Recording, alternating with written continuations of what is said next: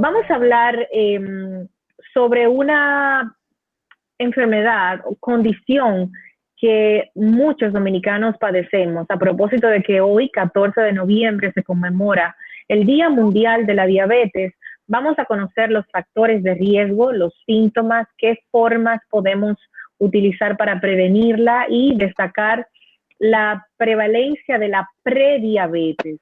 Todo eso es importante que lo veamos dentro del contexto también de la pandemia, ya que la diabetes es uno de las condiciones de comorbilidad que, bueno, complican el COVID-19. Nos acompaña la doctora endocrinóloga Rosy Beliar. Bienvenida, doctora, qué bueno tenerla con nosotros. Ay, mucho gusto aquí a su orden. Sí, la verdad que estamos en plena pandemia y todo es online, digital, pero aquí estamos siempre para servirle. Gracias, doctora. Lo primero, doctora, ¿cuántos dominicanos se estima que padecen de diabetes? Bueno, en el último estudio que se hizo en República Dominicana, de hecho solamente hay dos, que habla sobre la incidencia y prevalencia de diabetes en República Dominicana, que es el EFRICAR 1 y el 2. El EFRICAR 2, que fue publicado hace 2 años, con ayuda realmente de SENASA, habla de que un 13.5% de la población en República Dominicana padece de diabetes, sin que un 2% de ese grupo no sabía que tenía diabetes. O sea, si tú calculas que tú tienes 10 millones de habitantes en República Dominicana, estamos haciendo, o sea, estamos entre 1.1 a 1.3 millones de millones con, sí, claro, 1 millón de diabéticos tenemos en el país, 1.3 aproximadamente. Es mucho. Es una de las incidencias más altas de América Latina, porque la incidencia la que tenemos es de un 8, 9, algunos países en Latinoamérica andan en un 11, nosotros estamos en un 13. Doctora, ¿esto tendrá que ver con el estilo de vida, con la forma en que comemos, con la forma en que vivimos o es por factores genéticos? Es multifactorial. Primero hay que tener una carga genética para diabetes y lo segundo son los factores ambientales. La inactividad física, que esto ha sido terrible y más en época de la pandemia.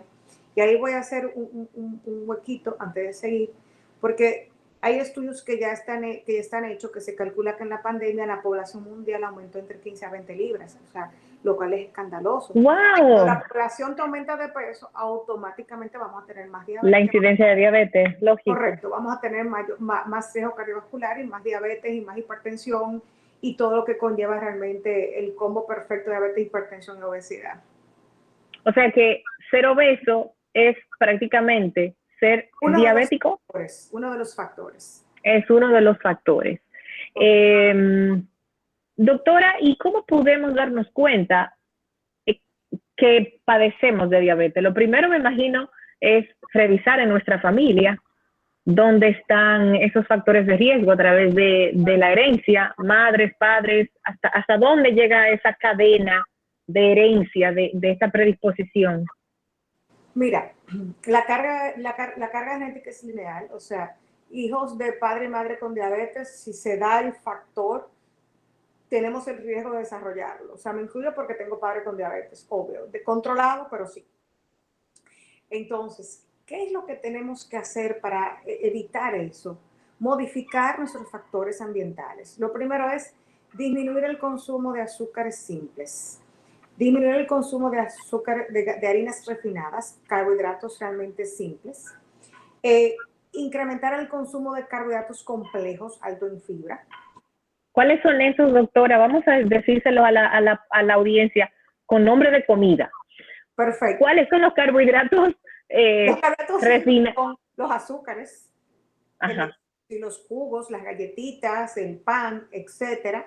Y los complejos, lo que los niños no les gusta, que son los vegetales, las frutas. O sea, correcto. Entonces, tenemos que tratar de buscar un equilibrio. O sea, que el problema no es el carbohidrato, es la calidad del carbohidrato. Correcto, porque es lo que yo digo, no es como que tú te comas, por ejemplo, un arroz integral a que te comas el arroz blanco y en exceso. No es lo mismo a que tú comas el trigo entero, o sea, en ensalada, a que tú te comas la galletita y el pan, me doy a entender.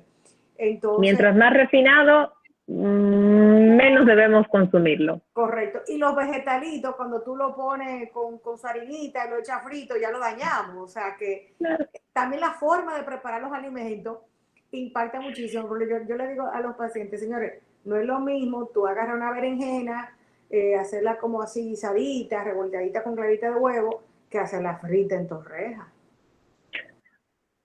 O Es agarrar verdad. un mangucito, tú sabes, que hacerlo tostones, la cantidad de grasa y sobre todo en aceite o sea, recocido, o sea, Sí, recalentado. el recalentado, Correcto. reciclado ese Correcto. aceite. Correcto. ¿Cómo nos damos cuenta de que estamos padeciendo de diabetes? ¿Hay una condición de prediabetes o se entra directamente a ser diabético? No. Mira, el trastorno metabólico se inicia unos 10 años antes del inicio de la diabetes, que se comienza con el sobrepeso, resistencia a la insulina, muchas veces hay hipoglucemia reactiva. Son los pacientes que están gorditos, con sacantosis, y te dicen, es que a mí se me baja el azúcar, yo no tengo diabetes. Craso error, porque ya el cuerpo te está dando la alerta que en los siguientes 10 años tú tienes alto riesgo de desarrollar diabetes. Luego comienza la hiperglucemia leve, con tu prediabetes, una glicemia entre 100 a 126, ¿sí? Con una hemoglobina glucosilada por debajo de 6.5 y con una curva de tolerancia a la glucosa negativa para diabetes. Pero ya mi diabetes está por encima de 100, que es el corte, es el rango, no es 110 ni 120, es 100. Cualquier glicemia por encima de 100 me hace diagnóstico de prediabetes. Pero ¿qué sucede? Esas glicemias en esos rangos no dan ningún tipo de síntomas y son de cualquier persona que anda caminando por la calle. No dan síntomas. Claro que no, una prediabetes no da síntomas, pero Ay, qué tener miedo. de glucosa no da ningún tipo de síntomas. Generalmente son hallazgo incidental en un laboratorio de rutina que se hacen los pacientes. Por eso es cuando entramos a cierta edad, digo entramos, hay que hacer ya estudios de escrutinio. Doctora, ¿cuánto es cierta edad? Bueno, vamos a hablar de la tercera edad. Por 35, encima de los 40, 65, pero no voy a ir 50. ahí. Pero si ya tú tienes, por ejemplo, si tú eres una persona, y pueden ser niños, ya tenemos niños con diabetes tipo 2 de los adultos, con sobrepeso, con acantosis nigricans. Es mucha tristeza ver adolescentes ya que vienen Eso me apena mucho. con trastornos en el metabolismo de la glucosa, con dislipidemia.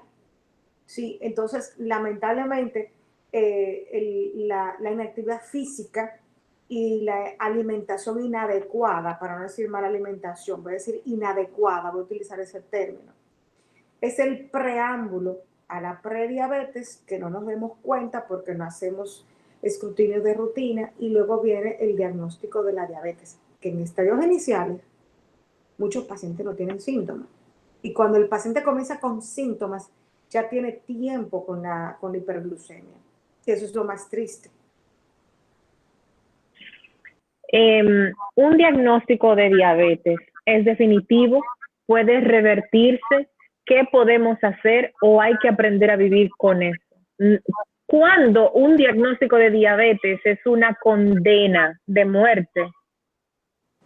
Mira, Son muchas preguntas, yo sé, doctora, pero, sí, pero son a su ritmo. porque son de las cosas que yo trato de romper en mi oficina. Lo primero que yo trato de romper en mi oficina es el sello de muerte del cerebro. Yo trato de quitárselo.